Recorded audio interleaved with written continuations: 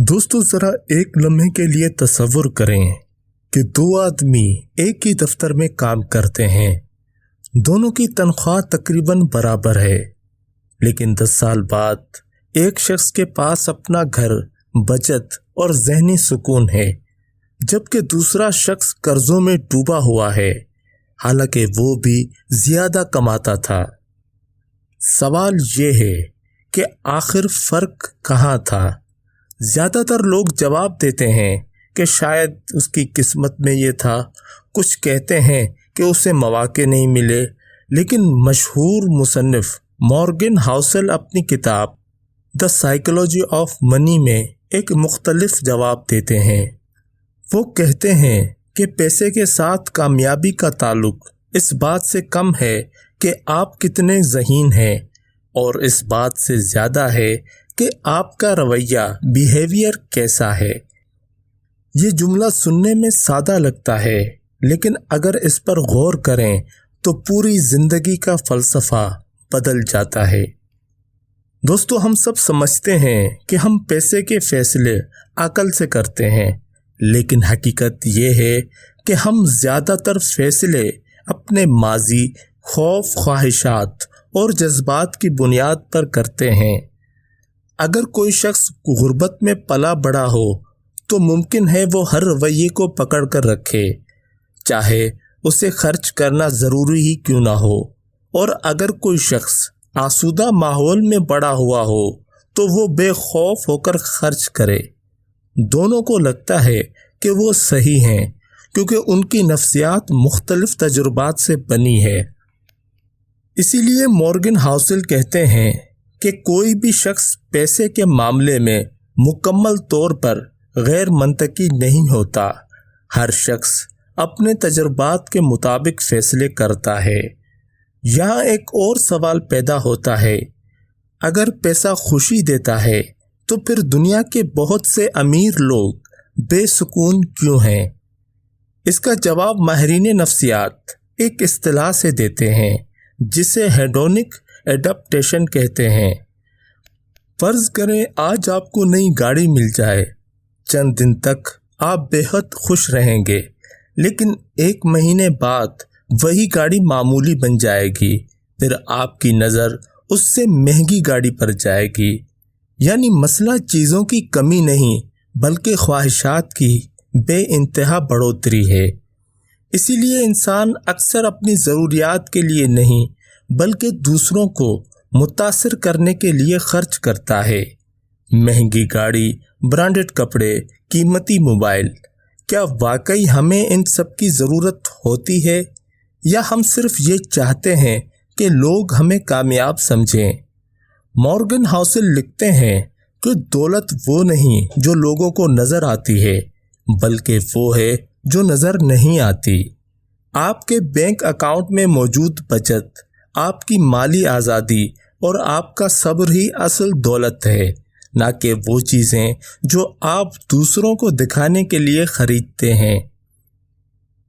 یہ بات سننے میں عجیب لگتی ہے، لیکن اگر غور کریں تو دنیا کے بہت سے لوگ امیر دکھائی دیتے ہیں، مگر حقیقت میں وہ قرض پر زندگی گزار رہے ہوتے ہیں، جبکہ کچھ لوگ سادہ زندگی گزارتے ہیں لیکن ان کے پاس مالی آزادی ہوتی ہے، اور شاید یہی آزادی پیسے کی سب سے بڑی طاقت ہے۔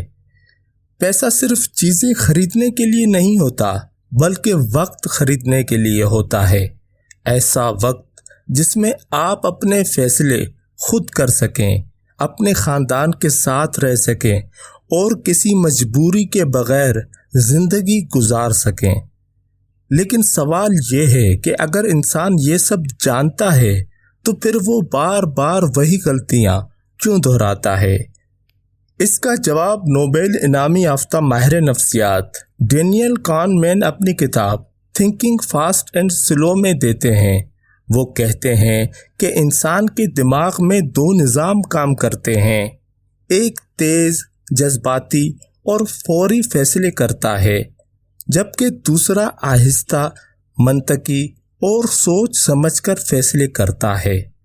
افسوس کی بات یہ ہے کہ پیسے کے معاملے میں زیادہ تر لوگ جذباتی نظام کو استعمال کرتے ہیں۔ جب آپ کے کسی دوست کو اچانک بہت منافع ہوتا نظر آتا ہے تو آپ کا دماغ فوراً کہتا ہے اگر ابھی سرمایہ کاری نہ کی تو موقع ہاتھ سے نکل جائے گا۔ اسی کیفیت کو فومو یعنی فیئر آف مسنگ آؤٹ کہا جاتا ہے۔ یہی خوف لوگوں کو بغیر تحقیق کے سرمایہ کاری، غیر ضروری خریداری اور جلد بازی میں فیصلے کرنے پر مجبور کرتا ہے۔ اسی طرح ایک اور خطرناک جذبہ لالچ ہے۔ انسان سوچتا ہے بس تھوڑا سا اور، لیکن یہ تھوڑا سا اور کبھی ختم نہیں ہوتا۔ تاریخ ایسے لوگوں سے بھری پڑی ہے جنہوں نے دولت کمائی لیکن زیادہ حاصل کرنے کی خواہش میں سب کچھ کھو دیا۔ رویوں پر تحقیق کرنے والے ماہر معاشیات رچرڈ تھیلر نے ثابت کیا کہ لوگ اکثر ایسے فیصلے کرتے ہیں جو ان کے اپنے مفاد کے خلاف ہوتے ہیں۔ وہ مستقبل کے بڑے فائدے کے مقابلے میں آج کی چھوٹی خوشی کو ترجیح دیتے ہیں۔ اسی لیے بہت سے لوگ ہر مہینے بچت کا ارادہ کرتے ہیں، لیکن نئی خواہشیں ان کی ساری منصوبہ بندی ختم کر دیتی ہے۔ اب ایک اور اہم سوال، کیا زیادہ آمدنی ہمیشہ زیادہ دولت بناتی ہے؟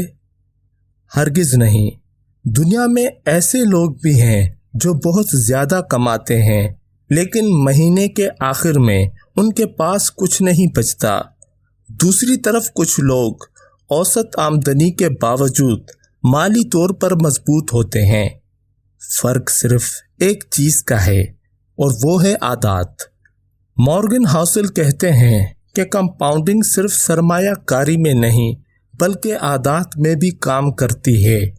اگر آپ روزانہ ایک درست مالی فیصلہ کرتے ہیں تو چند سال بعد اس کا نتیجہ حیران کن ہو سکتا ہے۔ اسی طرح سے روزانہ کی چھوٹی غلطیاں وقت کے ساتھ بڑی تباہی بن جاتی ہیں۔ یہ اصول صرف پیسے پر نہیں بلکہ پوری زندگی پر لاگو ہوتا ہے۔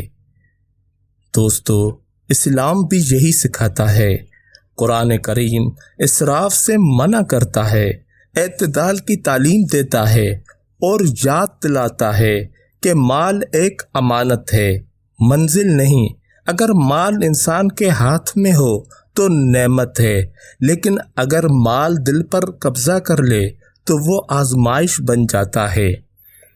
اس لیے اصل سوال یہ نہیں کہ آپ کے بینک اکاؤنٹ میں کتنے پیسے ہیں، بلکہ یہ ہے کہ اگر کل آپ کی آمدنی رک جائے تو آپ کتنے دن سکون سے زندگی گزار سکتے ہیں۔ اگر آپ کے پاس اپنے وقت، اپنے فیصلوں اور اپنی زندگی پر اختیار ہے تو یہی حقیقی دولت ہے۔ آخر میں ایک بات ہمیشہ یاد رکھیے، لوگ سمجھتے ہیں کہ امیر بننے کے لیے پہلے زیادہ پیسہ چاہیے، لیکن حقیقت اس کے برعکس ہے۔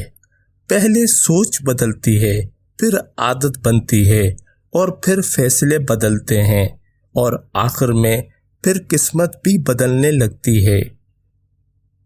اس لیے اگر آپ واقعی اپنی مالی زندگی بدلنا چاہتے ہیں تو صرف اپنی آمدنی بڑھانے پر توجہ نہ دیں، بلکہ اپنی نفسیات کو سمجھنے کی کوشش کریں، اپنے خوف کو پہچانیں، اپنی خواہشات پر قابو پائیں، دوسروں سے موازنہ کرنا چھوڑ دیں، صبر کو اپنا سرمایہ بنائیں اور ایسے فیصلے کریں جن پر آپ 10 سال بعد بھی فخر کر سکیں۔ یاد رکھیں، پیسہ جیب میں آنے سے پہلے دماغ میں بنتا ہے۔ اگر دماغ دولت سنبھالنے کے لیے تیار نہ ہو تو دنیا کی کوئی دولت زیادہ دیر تک انسان کے پاس نہیں ٹھہرتی۔ اور اگر انسان اپنی نفسیات پر قابو پا لے تو محدود وسائل کے باوجود وہ ایک ایسی دولت حاصل کر سکتا ہے جسے نہ مہنگائی ختم کر سکتی ہے، نہ حالات چھین سکتے ہیں اور نہ ہی وقت مٹا سکتا ہے۔ یہی پیسے کی اصل نفسیات ہے۔